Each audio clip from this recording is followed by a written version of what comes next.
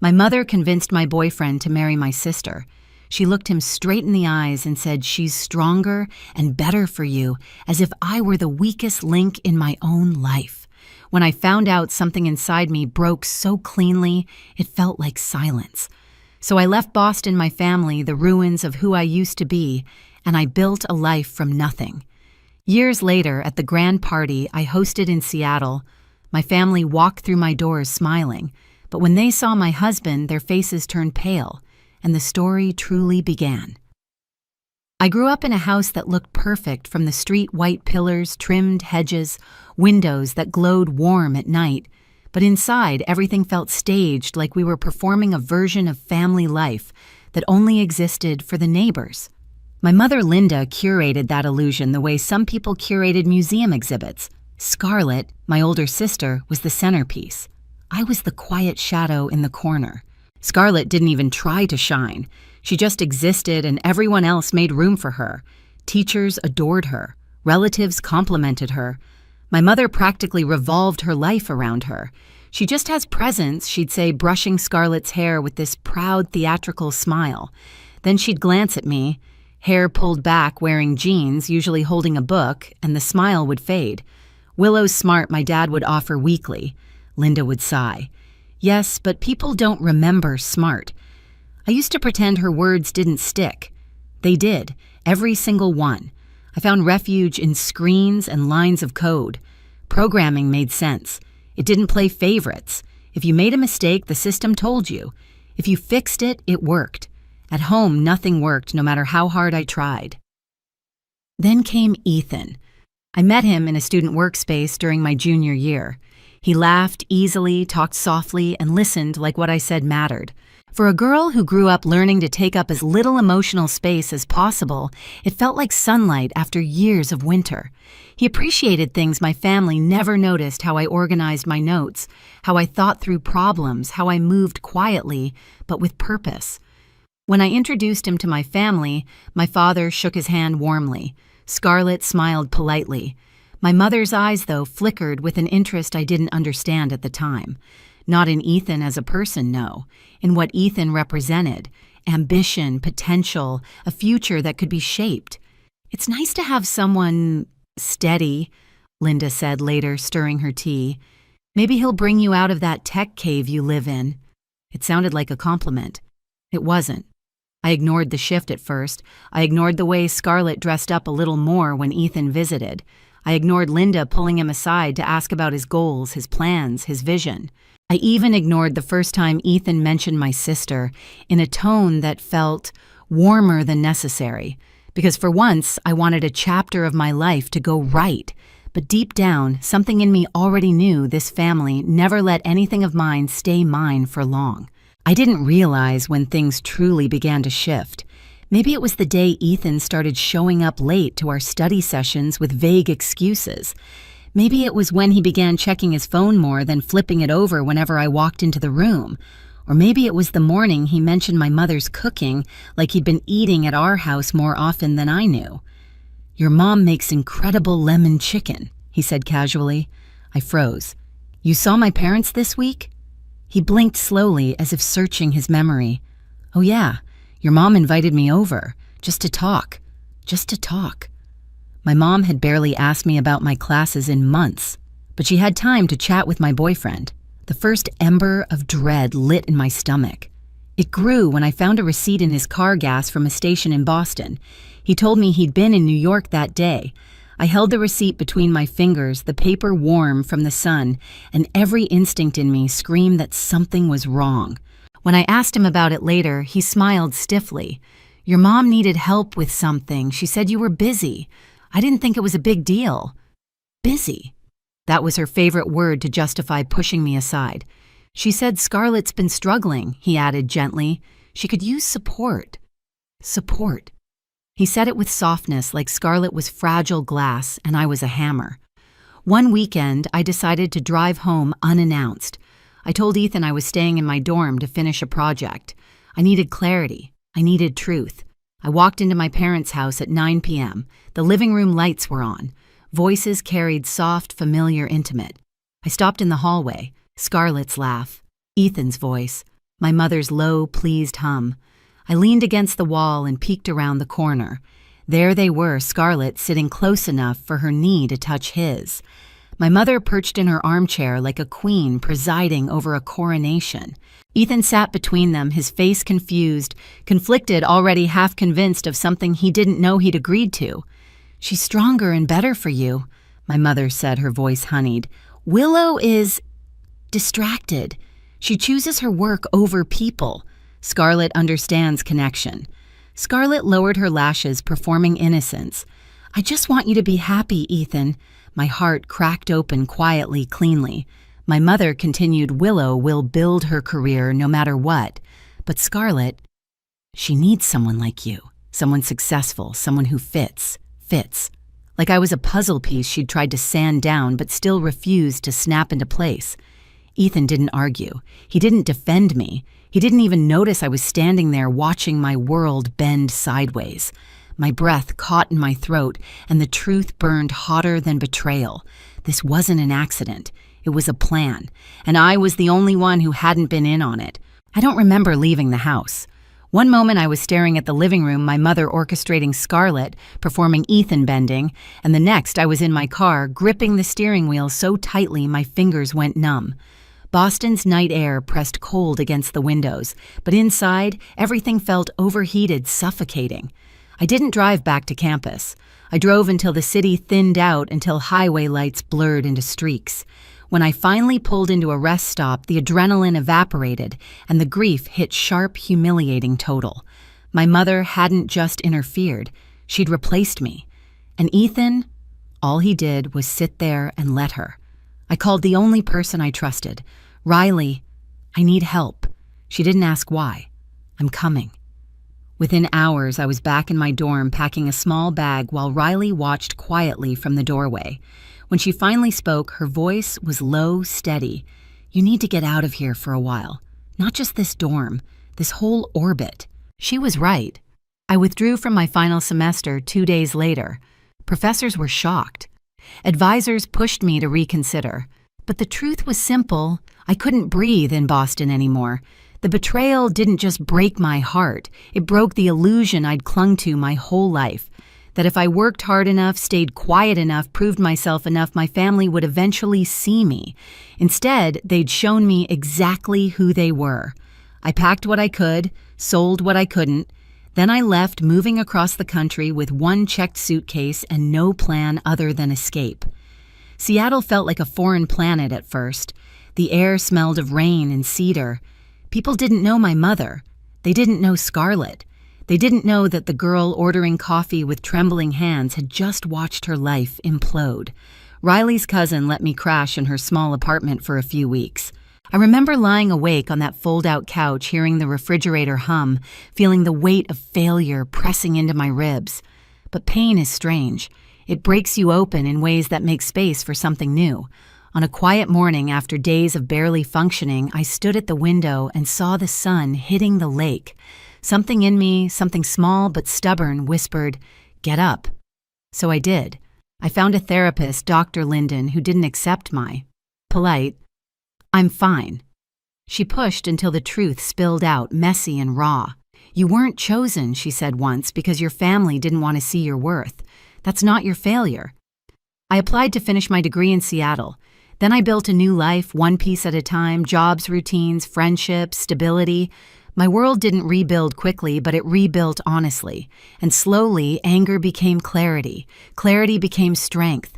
And strength became something dangerously close to peace. But peace didn't last. Because years later, when my father sent a quiet text about wanting to visit, everything I'd left behind began making its way back toward me. They arrived on a gray Seattle afternoon, my mother first stepping out of the car like she owned the driveway, Scarlett behind her with sunglasses too big for her face, and Ethan, slower, hesitant, looking everywhere but at me. My father emerged thinner than the last time I'd seen him. His shoulders rounded, his eyes searching for mine. Michael stayed beside me at the doorway, steady and warm in a way that made my mother's expression flicker. I saw it, the tiny flash of recalibration. She hadn't expected him, hadn't expected this version of me. "Willow," she said with a smile that matched the tone she used on neighbors she secretly judged. My, you've built quite the life," as if she hadn't destroyed the first one. "Come in," I said, stepping aside. Inside the house, our house. My mother's eyes swept across the vaulted ceilings, the lake view, the clean lines and warm wood tones.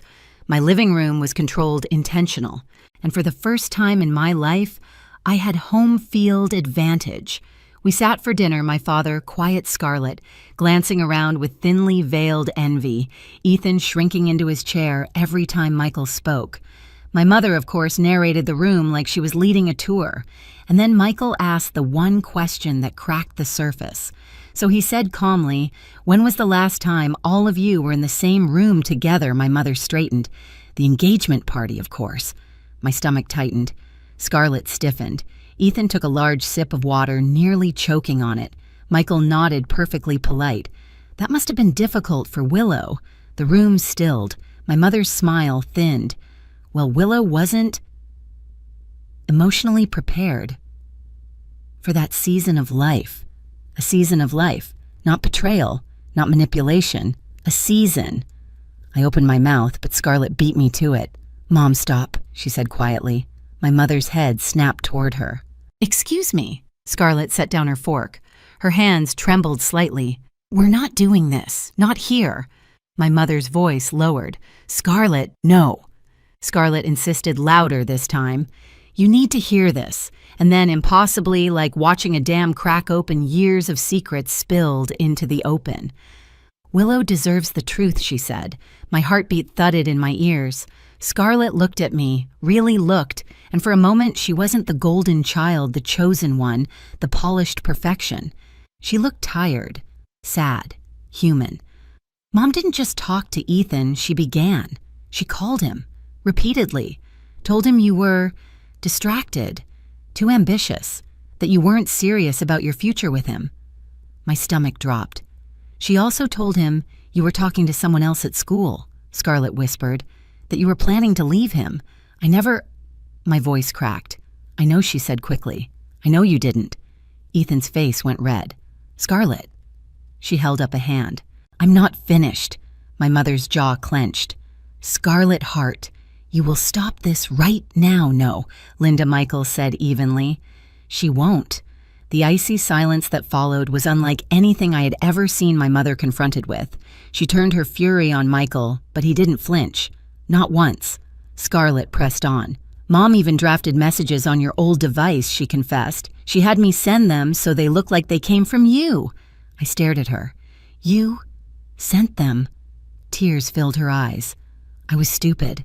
I believed her when she said you'd be fine, that you didn't need him, that I needed him more.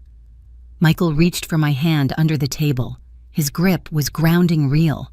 "And Ethan?" I asked hoarsely. He finally looked up. His eyes were glassy, ashamed. "I was wrong," he said. "I trusted the wrong people. I should have talked to you. I should have fought for us. Instead, I let your mother decide what our future was." My father, silent until now, set his glass down with a trembling hand. "Linda," he whispered, "is this true?" My mother exhaled sharply. "I protected my daughters. I did what any mother would do." "No," I said quietly. "You did what served your image, what made Scarlet look better, what kept me small." Her lips parted, but nothing came out. Scarlet wiped her cheeks. "I'm sorry, Willow, I really am. And it's not just that." Ethan lowered his eyes again. My mother's face went rigid. Scarlet continued.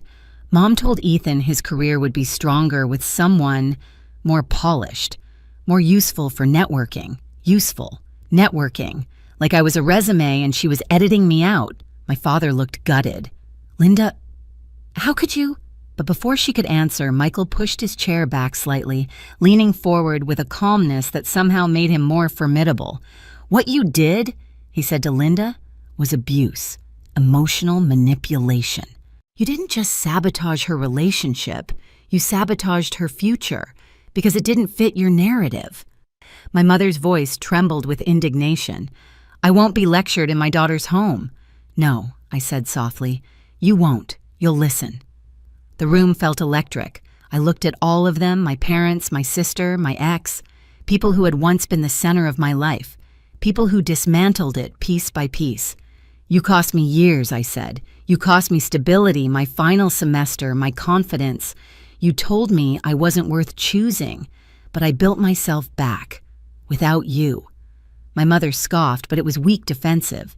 "You left us," she said. "No," I replied. "You pushed me out." The room stayed frozen until my father spoke, voice raw. "Willow, I am so sorry. I knew things were wrong. I didn't stop it.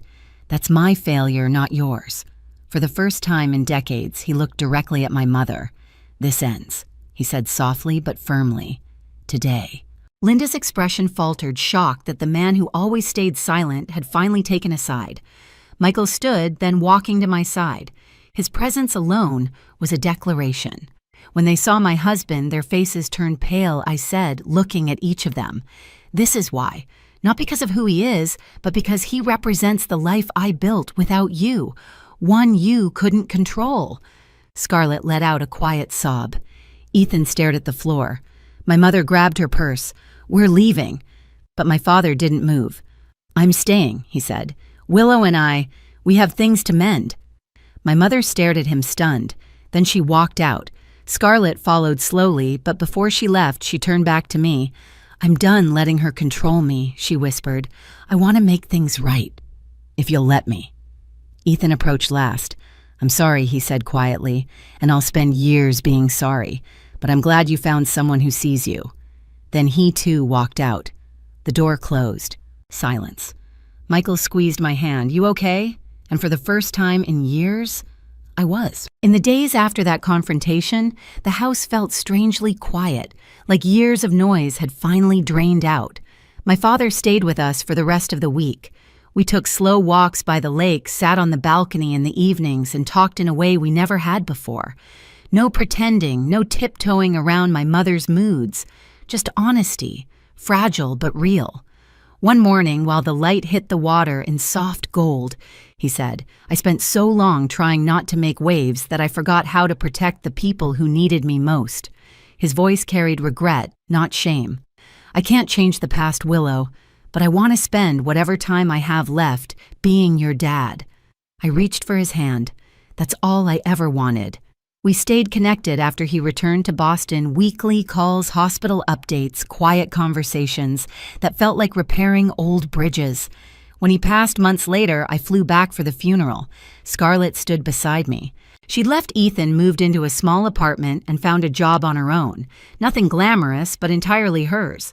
For the first time, she looked like someone choosing her life instead of performing it. "Thanks for giving me another chance," she whispered. "We're all rewriting old stories," I told her. "You get to write yours, too." My mother remained distant, polite, in a brittle way, reduced to the perimeter of my life where she could no longer wound me. And that boundary alone felt like victory. Back in Seattle, with Michael's hand in mine and a life built from my own strength, I understood something simple and profound. I didn't win because they lost. I won because I healed. When I look back now, I don't think about the betrayal. I think about the rebuilding. I think about the woman I became once I stopped waiting to be chosen and started choosing myself. My mother's schemes didn't break me. They revealed me, and the life I have today proves it. If you've ever survived family betrayal or had to rebuild from nothing, you're not alone. Share your story in the comments and hit subscribe so you don't miss the next one. Sometimes the best revenge isn't revenge at all. It's becoming everything they said you couldn't be.